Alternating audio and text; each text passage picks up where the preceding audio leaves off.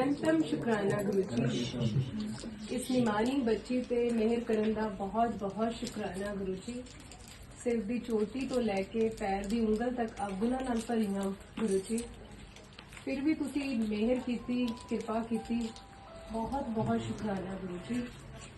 पहला शुकराना मेरे गुरु जी नूं है, दूसरा शुकराना प्यारी संगत नूं है, जिहड़ी संगत इन्नी दूरों चल चल के आई है। कदम कदम लेखे लगाना गुरु जी। सब ते मेर भरिया हथ रखना, सब दी झोलियां खुशियां नाल भरना गुरु जी। जेरे दिल च जो मुराद है गुरु जी तुसी पूरी करना, तुसी पूरी कर सकते हो। सब ते मेर भरिया हथ रखना गुरु जी। सब नूं अपनी कृपा दिखाना गुरु जी। सब नूं अपने चरणा च बैठन दा मौका देना गुरु जी। असीं निमाने बच्चे हां, बहुत गलतियां करदे हां, बहुत गलतियां करदे हां गुरु जी। तुसी फिर भी सिर ते हथ रख लेंदे हो, फिर भी साडियां गलतियां बख्श दिंदे हो गुरु जी। बहुत कृपा करदे हो गुरु जी, बहुत दयालु हो, बख्शंद पिता हो तुसी गुरु जी। नहीं पता सी, शुरुआत तो नहीं जानते सी तुहाडियां रहमतां नूं।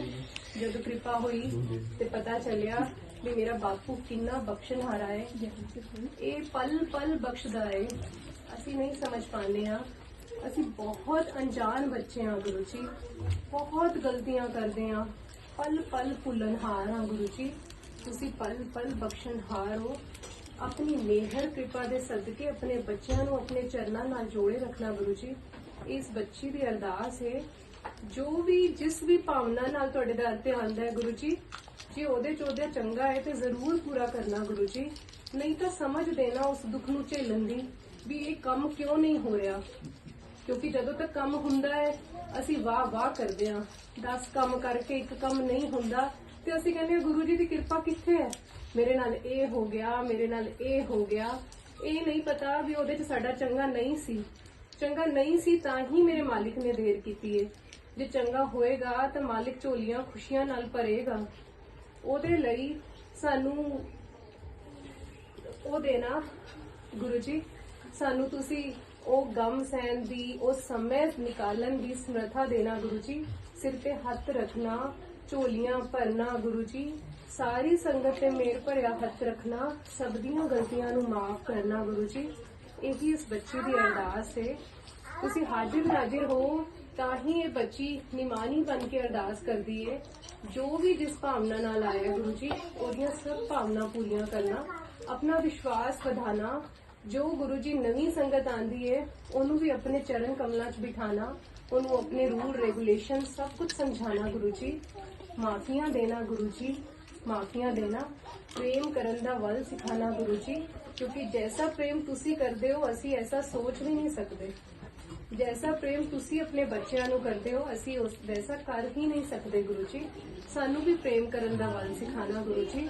मेहर भरिया हथ रखना गुरु जी, माफ करना गुरु जी। एक छोटा सा सत्संग है इस फ्लैट तो रिलेटेड, वो मैं सुनाना चाहनी हूँ सबनू। हिंदी में बोलूँ ना, क्योंकि बहुत सी संगत है जो शायद नहीं अच्छे से समझ पाते। Please be quite everyone. Actually ये जो 20 तारीख का सत्संग था, ये अशिता आंटी के घर था। तो अशिता आंटी ने मुझे बोला कि बनशंकरी में पुराने फ्लैट में ये सत्संग आप ले लो अगर आपको कराना है तो मैंने बोला ठीक है।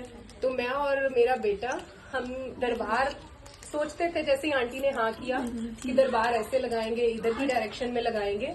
लेकिन जब भी हम बैठते थे तो हमारे दोनों की आर्ग्यू हो जाती थी, हमारा डिसाइड ही नहीं होता था कि कैसे दरबार लगाना है और हम चले जाते थे।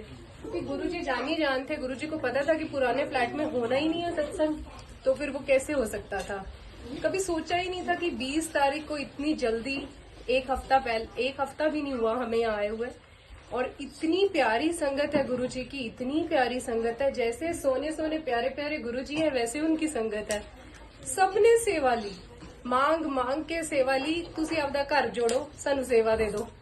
मैं बोल रही हूँ कि मुझे एक बार सामान शिफ्ट कर लेने दो, मैं आपको फिर सेवा बताती हूँ। आप मुझे एक बार बैठ लेने दो। मांग मांग के सबने सेवा ली, तो सबका बहुत बहुत थैंक यू, शुक्राना गुरु जी, इतनी प्यारी संगत से मिलवाने के लिए। नहीं तो ऐसे इतनी जल्दी पॉसिबल ही नहीं था कि ऐसे सत्संग होगा। तो सारी संगत का तहे दिल से बहुत बहुत शुक्राना। और जब हम बनशंकरी में थे और 20 तारीख का सत्संग प्लान कर रहे थे उस फ्लैट में, पुराने फ्लैट में, तो हमारे ऑनर हमें ना आने के लिए परमिट नहीं दे रहे थे कि आप फ्लैट चेंज करो। कुछ लॉकिंग पीरियड नहीं था, कुछ नहीं था, फिर भी वो बोल रहे थे कि आप तब तक कंटिन्यू करो जब तक नया टेनेंट नहीं आता। तो हम लोग नहीं स्टे कर सकते थे क्योंकि वहां पे थोड़ी सी पानी की प्रॉब्लम थी। जो सेकंड फ्लोर में थे उनको बहुत डिस्टरबेंस थी, उससे लीकेज थी उनके, हमारे वॉशरूम और किचन के पानी से उनको नीचे पानी जाता था। तो वो अब ऑनर हमारे साथ नहीं रहते थे तो वो इग्नोर कर रहे थे इस बात को। तो गुरुजी के आगे अरदास लगाई, गुरुजी ने सुनी अरदास। तो जो हमारे अब वाले इस फ्लैट के ऑनर है वो मलेर कोटला से हैं, डुगरी के पास से। और जब मुझे पता चला ब्रोकर के थ्रू कि वो पंजाब से है, मैंने कहा वो भी पंजाब से, मैं भी पंजाब से, आधी बात बन जाएगी, आधी बात तो बन गई है, आधी उनसे करके देखते हैं। और वो बोलते हैं कि आपको ना नवंबर का भी रेंट देना पड़ेगा अगर आप नवंबर में शिफ्ट करोगे। तो मैंने बोला देखो हमें चाहिए तो 1 दिसंबर से, क्योंकि 2 मंथ्स का हमने नोटिस पीरियड है कॉन्ट्रैक्ट में और अक्टूबर फर्स्ट वीक बोला था उनको। तो आप चाहो तो हम नवंबर में आते हैं, नहीं तो हम दिसंबर में ही आएंगे फिर।